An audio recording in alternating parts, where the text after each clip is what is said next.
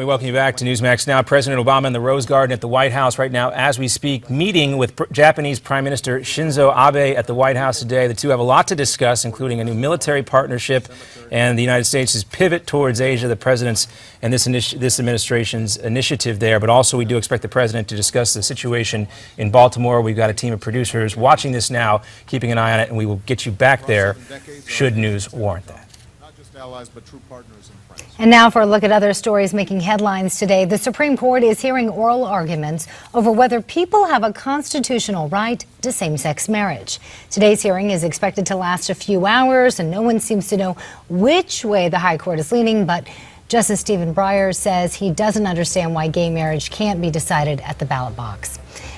Mary Pat Christie, New Jersey's First Lady, says her husband is still undecided when it comes to a presidential run in 2016, but experts believe Governor Christie will seek the Republican nomination, and now his wife has quit her lucrative job on Wall Street.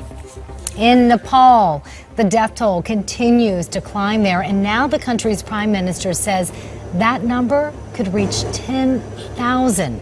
International aid groups are now in Nepal assisting with those recovery efforts. And scientists want your help to name some alien planets.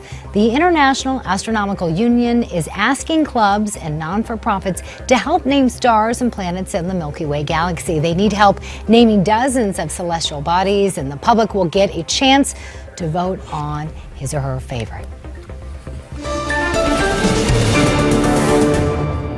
All right, thanks, Miranda. And joining me now to go in depth on the issue of gay marriage, now before the Supreme Court, as the justices hear these historic oral arguments today.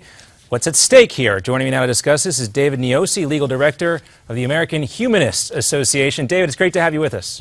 Hi, thanks for having me. All right, first of all, for folks who might not be aware, tell us what a humanist is and what is your interest specifically with this case?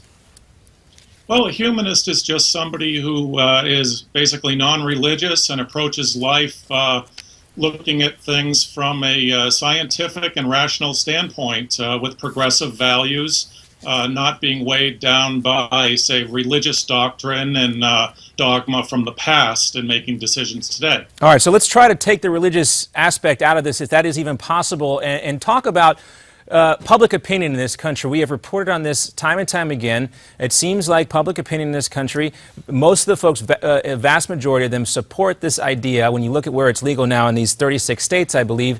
So I want to ask you, in following up on what Justice Stephen Breyer said today, why does the Supreme Court really need to decide this case?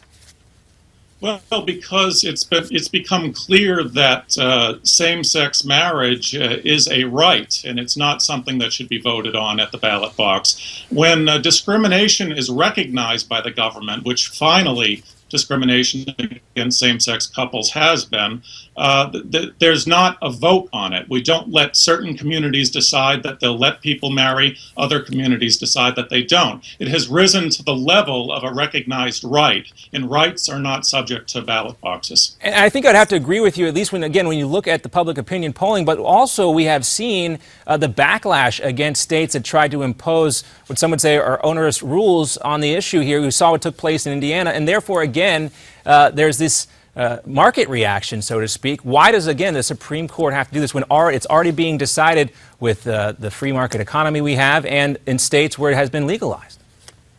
Well, it's not so clear that it has been decided by the free market economy. In some communities, they would like to have laws that forbid or that allow businesses to not serve gay people. That is just plainly discrimination. We've come too far, and we need to recognize as a society that we have rights and that people are respected, especially when somebody decides to enter the stream of commerce by conducting business in this diverse society. They cannot just pick and choose who they will and will not serve based on invidious discrimination. All right, fair enough. I do also want to ask you about a story that caught our attention.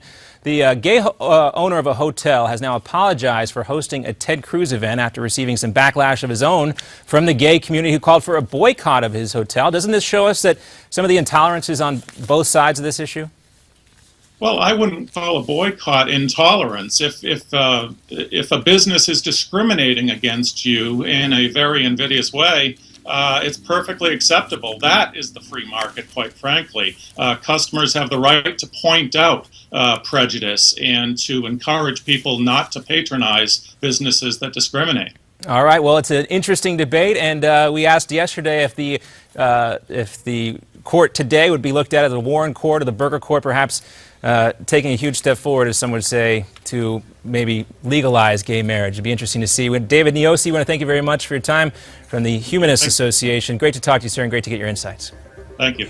All right, coming up, we're going to continue to take a look at the situation in Baltimore, where city officials there have continued to come under fire after a night of heated protests and riots. Did the city do enough soon enough? That's the real question today. We're going to weigh in on that and much more coming up in our roundtable discussion that's here on Newsmax Now. Please do stay tuned.